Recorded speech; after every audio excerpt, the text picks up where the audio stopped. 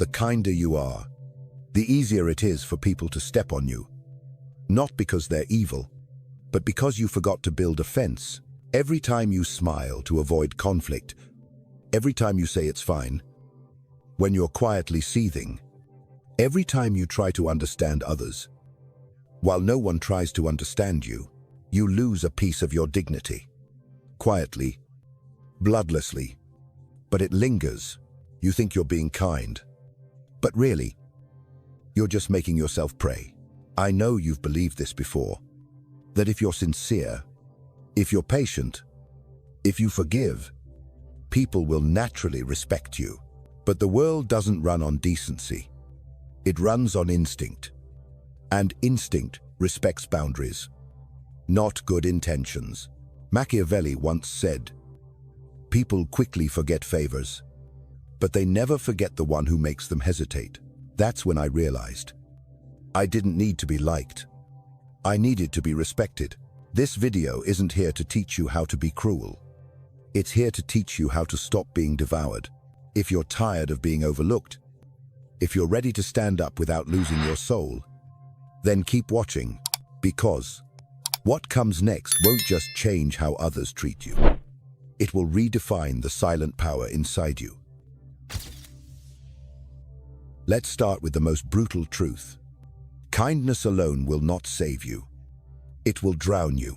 Not because kindness is wrong, but because, without strength, it becomes bait, and predators always smell it. You think people will see your heart and treat you with care. But what they actually see is that you don't protect yourself. They see you avoid conflict.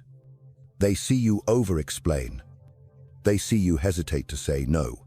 And slowly, they stop taking you seriously. In their mind, you become a safe place to dump their chaos. Because you never push back. The problem isn't that you're good. The problem is you don't know how to defend your goodness. So you let it rot. Under the weight of silence, compromise, and guilt. Psychologists call it self-abandonment. When you betray your own needs just to be seen as a good person, you give. You adapt. You forgive without apology. You swallow your anger and call it peace. But inside, you're bleeding. Kindness turns toxic when it demands you to disappear. That's why people don't respect it. Because they feel it costs you nothing. They sense your kindness isn't a choice but a survival strategy. And no one admires someone who is just trying to survive. What do they admire? They admire the person who knows how to say no without a tremor, who walks away without a scene, who sets limits with calm conviction and never explains themselves twice. Respect is not earned by pleasing.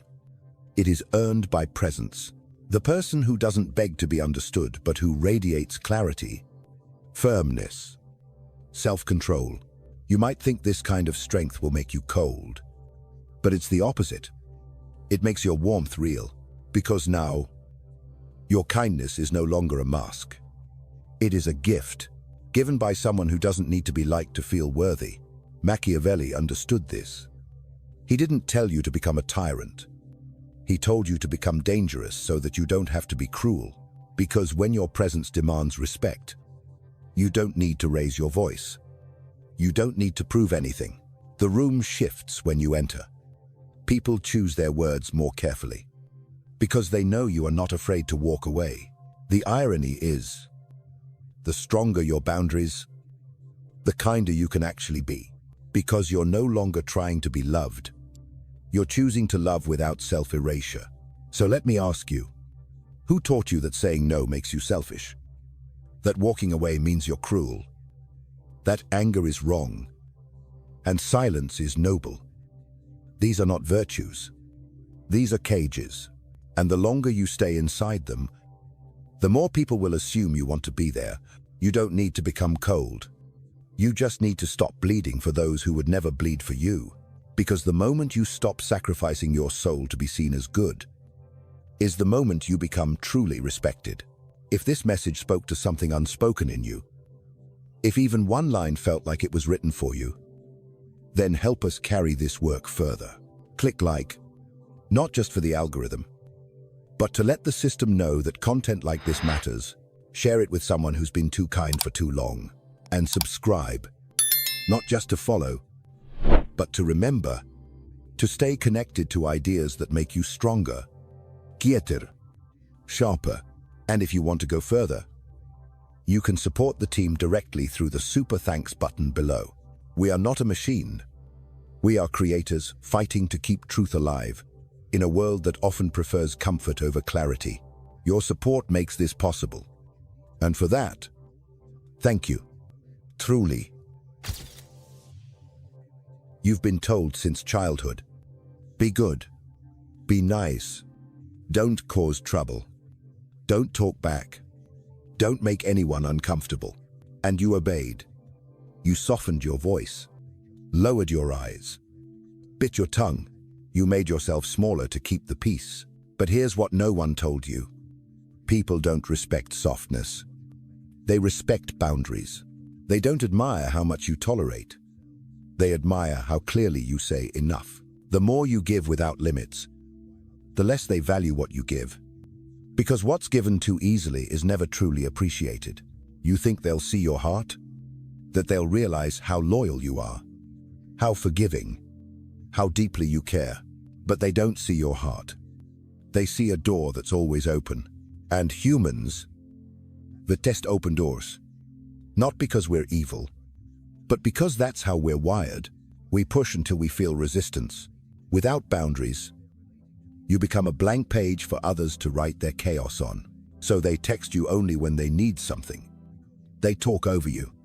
They make promises and break them without guilt. They ghost you and come back as if you should be grateful. And the worst part, you keep allowing it because you think being kind means being available. But kindness without boundaries is self-sabotage. It teaches the world that you don't matter, that you'll stay no matter how they treat you, that you'll say yes even when it hurts. Let me tell you something Machiavelli understood before psychology ever gave it a name. Fear is not the opposite of love. It's the foundation of respect. Not fear as in terror, but fear as in reverence. A sense of weight, a psychological boundary that tells people this is not someone to be taken lightly. When people fear disappointing you, they treat your time differently. They speak with more intention. They show up when they say they will, not because they're scared of punishment, but because they sense your standards. And standards are everything. If you don't protect your time, your space, your peace, no one will. If you don't teach people how to treat you, they'll teach you how little they think you deserve. So stop explaining. Stop justifying. Stop giving second chances to people who used up the first 10. The most powerful people in the world don't shout. They don't beg. They don't try to convince. They embody something that others feel in their bones. That if they cross a line, there will be consequences, not through violence, but through absence, through silence, through the simple removal of access. That's what real respect looks like. When your presence is a privilege, not a default, and the people who get offended when you start setting boundaries, they were the ones benefiting from you having none. So let them leave. Let them misunderstand you. Let them call you arrogant, distant, cold. They don't know what it took for you to finally say enough. This is not about being mean. It's about being clear that your life is not a doormat, that your kindness has a cost, that your energy is not endless. People don't respect goodness. They respect what goodness becomes when it's backed by self-respect. Because when you honor yourself, you force the world to do the same. You were never too much. You just needed stronger walls, ready to build them.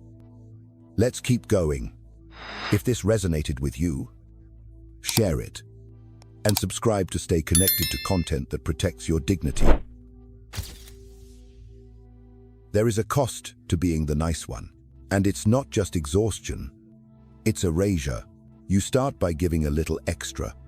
Then, you start giving away pieces of yourself, until one day you realize you don't recognize who you are anymore. And worse, No one else does either. You're not the strong one. You're the available one, not the respected one. Just the easygoing one, not the leader. Just the helper. You have no boundaries. So you have no identity, only roles you play to keep the peace. Psychology has a name for this. Self-abandonment. It happens when you betray your own needs, your own emotions, your own voice, just to be accepted or not cause discomfort. You smile when you want to scream. You say yes when your chest tightens with no. You show up for people who wouldn't even notice if you disappeared. And every time you do this, you reinforce a message, not to them, to yourself, that your needs come last, that your pain doesn't matter, that as long as everyone else is okay, you're supposed to be fine too, but you're not fine. You're tired. You're burnt out. You're silently angry but don't know where to aim it, because you've been taught that anger isn't allowed, especially not from you. You were praised for being the peacemaker, but no one asked what it cost you to carry that role. Your identity became survival. Smile more. Need less. Apologize first. Don't rock the boat. But that boat, it's sinking, because you're the one drowning in it while everyone else is relaxing on deck, and they don't even see it. Because you made it look easy. Let's be honest. You taught them you don't require care. You trained them to overlook you, because you overlooked yourself. And here's the truth that burns the deepest. If you keep abandoning yourself just to be loved, the love you receive will never feel real, because deep down, you'll know they're not loving you. They're loving the mask you wear to survive. Self-abandonment doesn't look dramatic. It looks like always being there even when you're not okay. It looks like giving second chances to people who never earned the first. It looks like never being asked what you need because you never gave yourself permission to need anything. But it ends here, with awareness, with truth, with reclaiming your voice without guilt. You are not selfish for asking to be seen. You are not arrogant for protecting your energy. You are not cruel for walking away from those who only show up when it's convenient. You are not bad for choosing yourself, because if you don't, no one will. You were not born to carry others at the cost of your spine. Machiavelli knew. The world is not kind to those who refuse to draw a line, and neither is your own mind, because self-abandonment slowly kills your self-worth, until all that's left is a person who no longer believes they deserve to be respected. But you do. And that belief must start with you. If this feels uncomfortably familiar, that's good. It means you're waking up. Let's move forward. If this felt like your reflection, let us know in the comments. And if you're ready to stop abandoning yourself, follow us forward. They told you silence is strength, that staying quiet in the face of conflict makes you wise, mature, above it all. But here's what they didn't say. Sometimes, silence isn't strength. It's fear. It's guilt. It's conditioning. And when your silence comes from fear, others will sense it, and they will use it, because silence without presence doesn't inspire respect. It invites assumption. When you stay quiet, they think you agree. When you don't speak up, they assume they're right. When you let things slide, they believe you're okay with it. And slowly, your silence becomes a permission slip for others to cross every line. You never had the courage to draw. You tell yourself you're avoiding drama. You're keeping the peace. You're choosing calm. But deep down, you're just afraid. Afraid of being misunderstood. Afraid of losing love. Afraid of being called difficult. So you stay quiet even when your soul is screaming. And that scream turns inward, into resentment, into confusion, into a quiet self-hatred that says, why can't I just say what I need? Because you were never taught how. You were taught to please, to adapt, to absorb pain as if it were your responsibility. But let's be honest, your silence has never protected you. It has only made you easier to ignore.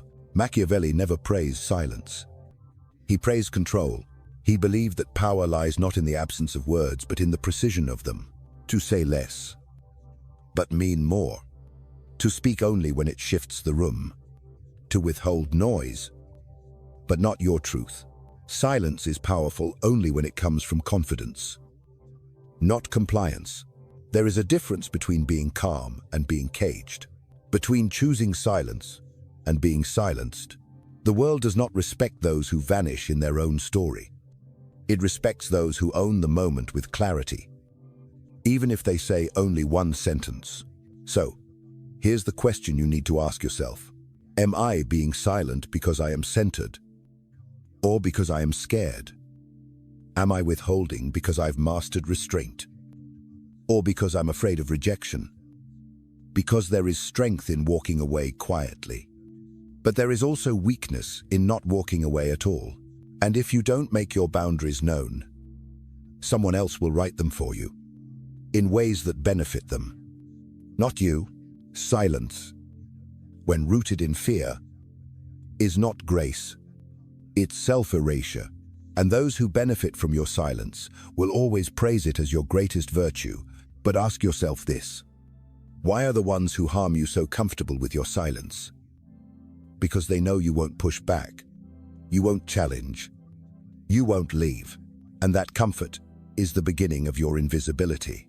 It's time to break that, not by shouting, not by fighting, but by no longer shrinking when you need to stand tall. You don't have to be loud. You just have to be clear, because power doesn't come from how much noise you make. It comes from how little you tolerate. It's time to reclaim your silence, not as a mask, but as power, ready to learn how. If this part opened your eyes, hit like or drop one sentence in the comments you've never dared to say out loud. They always quote him wrong. They say Machiavelli believed it's better to be feared than loved. And they twist that line like it came from a dictator, from someone cold, ruthless, devoid of soul. But that's not what he meant. And if you read him with real eyes, you'll see he was not promoting cruelty.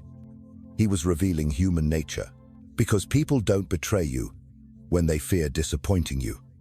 They betray you when they believe you won't do anything about it. Fear, when used with precision, is not violence. It is clarity.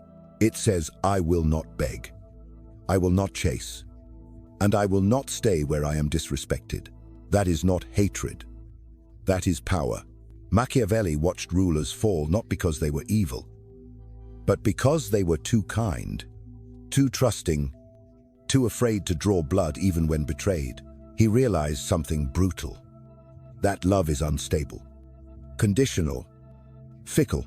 People love you as long as you meet their needs, but that love evaporates the moment you say no, the moment you set a limit. Fear, on the other hand, builds walls, invisible ones, boundaries people feel even in silence. Not terror, not abuse, but tension. The healthy kind, the kind that makes people think twice before lying to you, the kind that makes them speak with care. Not because you're scary, but because your self-respect demands it. This is what Machiavelli meant. Not that you become a tyrant, but that you become untouchable. You walk into a room, and they feel your gravity. They adjust their tone. They remember your standards. They know this is someone who doesn't tolerate chaos just to keep the peace. Controlled fear isn't about intimidation. It's about consequence. And here's the twist: the more clearly you carry this energy, the less you'll ever have to enforce it. Because people adjust faster to boundaries that don't need explanation. This is the paradox Machiavelli mastered: that those who carry calm but will walk away in a heartbeat are far more powerful than those who shout, to threaten, or beg. And this doesn't just apply to kings.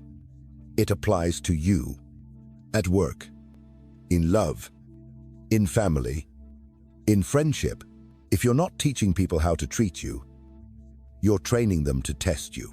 The absence of consequence is the breeding ground of disrespect. You don't need to scare people. You just need to stop trying to be loved at all costs. Because when love becomes a need, you lose your leverage. And when you lose leverage, you lose your voice.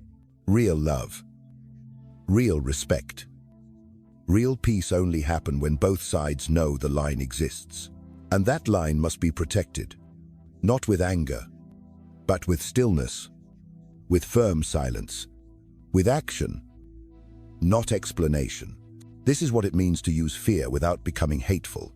You are not here to be feared like a monster. You are here to be respected like a wall that doesn't move, doesn't beg, doesn't break just because someone leans too hard. Let them lean. Let them test. And let your silence be the last thing they hear before the door closes. This is the beginning of psychological authority. Keep going. The next part is even more dangerous. If this shifted how you see fear, share this with someone who confuses kindness with weakness. It might just save them. Let's tell the truth. People test you. Constantly. Not always consciously. But instinctively, they push boundaries. Ignore your no. Break small agreements. Say things that sting, just to see how far they can go. It's not always about malice. It's about information. Your reactions teach them your limits. Do you let it slide? Do you apologize when you're the one being wronged? Do you freeze when challenged? Do you stay quiet so they don't feel uncomfortable? Every time you react emotionally, they learn something. They learn that you're reactive, that they can control you with silence, with pressure, with subtle disrespect, because if you flinch, you lose. Power, real power, is not loud. It's not explosive. It's still. It's clean. It's felt when you don't need to prove anything. When you stop reacting, something shifts. People feel the space between their action and your decision. They feel your silence not as weakness, but as calculation. They realize you're not ignoring what they did. You're deciding what they're worth. And that terrifies them more than any confrontation. Machiavelli understood this. The most dangerous ruler is not the one who screams, it's the one who waits, who observes, who does not chase chaos, but quietly prepares the consequence. Because silence, used consciously, is a weapon, not to punish, but to protect your energy, your boundaries, your peace. People expect you to react, to defend yourself, to over-explain, to emotionally bleed in front of them. But when you don't, when you simply look at them calm, steady, and unshaken, they start to feel what respect actually is. It's not fear of your anger. It's fear of your clarity. Clarity is terrifying to people who rely on confusion. Because when you're clear, you're untouchable. You don't need revenge. You don't need drama. You don't even need to raise your voice. You just exit. Mentally, emotionally, physically, and your absence hurts more than any insult ever could. They expected to fight. You gave them silence. They expected to win. You disappeared. This is the energy they don't know how to control, because it cannot be manipulated. It cannot be provoked. It cannot be bought. And that is what makes you dangerous. When you no longer react, you reclaim your power. When you no longer need validation, you become immune to their games. And when you no longer chase being understood, you become the one they can't ignore. Because now, they don't know what you'll do.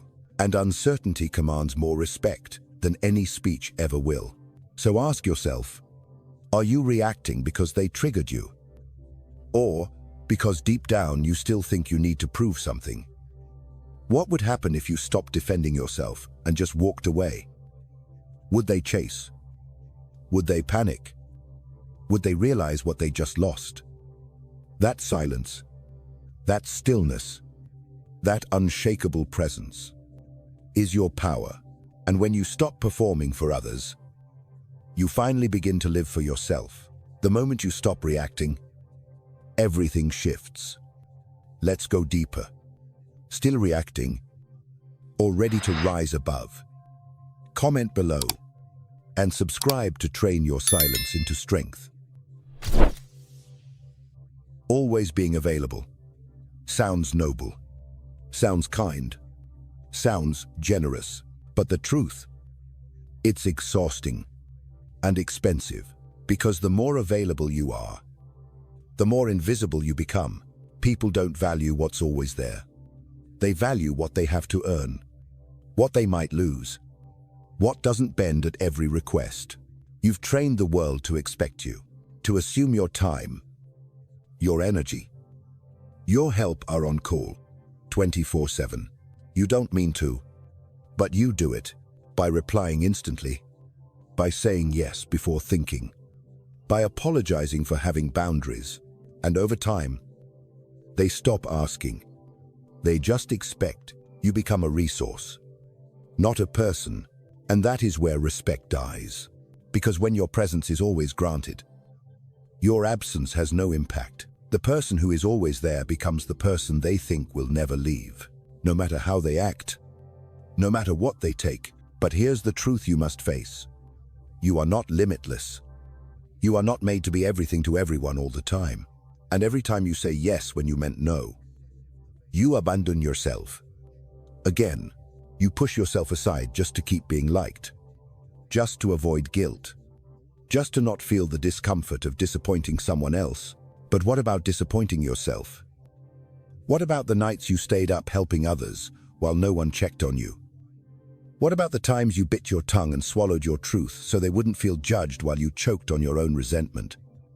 That is the cost of being the nice one, and that cost is your peace. Machiavelli wouldn't have told you to stop being good.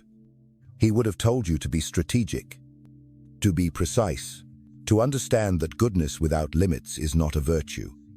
It's a weakness, one that predators exploit again and again because they know you won't say no. You'll keep explaining. You'll keep forgiving. You'll keep staying even when everything in you screams to walk away. But here's the shift. The one that changes everything. You don't need to explain your no. You don't need to feel guilty for resting. You don't need to be accessible to be valuable. Your time is sacred. Your peace is non-negotiable. Your energy is a currency. And from now on, you spend it with intention, not with guilt, because every no you say to what drains you is a yes to what sustains you. And here's the surprise. The moment you start saying no, the world recalibrates. The users fade away. The manipulators get uncomfortable. But the real ones, the ones who respect you, they remain. And they rise. Because your no tells them something. Your yes never could. It says, I know my worth. And the people who truly see you will never fear that. They'll honor it. So let them adjust. Let them feel the absence. Let them miss the version of you who never said no. That version is gone. And in its place is someone new. Someone who gives without being drained. Who listens without being emptied. Who helps without being used. Someone who is no longer constantly available because they are finally fully alive. This is your first no that truly matters. Now let's see who's still standing. Let this be the first no you don't apologize for. Click like if you're done being endlessly available. Let them leave. Let the ones who pull away when you stop overgiving walk out quietly. Let the ones who get angry when you say no show themselves. Let the ones who once praised your kindness but now resent your strength fade from your life. Because you're not losing people. You're losing illusions. You're losing the versions of them you created in your mind. Versions that loved you for your silence, for your compliance, for how easily you bent to make them comfortable. But now, you're not bending. You're standing, and that shakes the foundations of every relationship built on your submission. They say you've changed. And you have, but only because you finally stopped lying. You stopped pretending you were okay with being second, with being unseen, with being the one who always adjusts while they never do. And now, you speak with clarity. You say what you mean. You walk away when your worth is questioned. And to those who only knew how to use you, that feels like betrayal. But it's not betrayal. It's truth. And truth has consequences. You see, there's a difference between being abandoned and being released. You're not being abandoned. You're being released from connections that depended on your silence, your guilt, your availability. Now you're watching what happens when you stop carrying relationships that were never mutual. And yes, it hurts. It hurts to realize some people only loved you as long as you were small, as long as you didn't challenge them, as long as you stayed in a role that made them feel safe. But you were never meant to live a role. You were meant to live a truth, and truth is confrontational. It divides. It draws lines. It makes some people uncomfortable, and some people disappear. But here's the gift. What stays after the fall is real. What survives your boundaries is meant to be there. Because when you rise, the ones who truly love you rise with you. They don't resist your growth. They don't punish your change. They don't shrink from your power. They honor it. So stop mourning the loss of those who were only loyal to your weakness. You are not unlovable. You are no longer easy to use. There's a difference. And now, you're stepping into the space where real connection begins. Connection built on truth, on choice, on mutual respect, not guilt, not obligation, not fear of being alone. Let go. Let it all fall away. Because only what's real will remain. Machiavelli said that when power shifts, alliances break. That's not a tragedy. It's clarity. You are not the same. And those who can't see that don't deserve to stay. Let it be. Let them call you cold. Let them say you've changed. Let them misunderstand. Because what they're really feeling is not your absence. It's your power returning home. If this helped you let someone go, write "release" in the comments. Let's begin reclaiming your space. There is a moment when something inside you breaks, not in pain, but in clarity. The moment you stop asking, "Why don't they respect me?" and instead say, "Why was I ever begging for crumbs?" That moment isn't loud. It's not dramatic.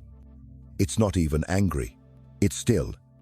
And in that stillness, you rise. Because true power doesn't chase respect.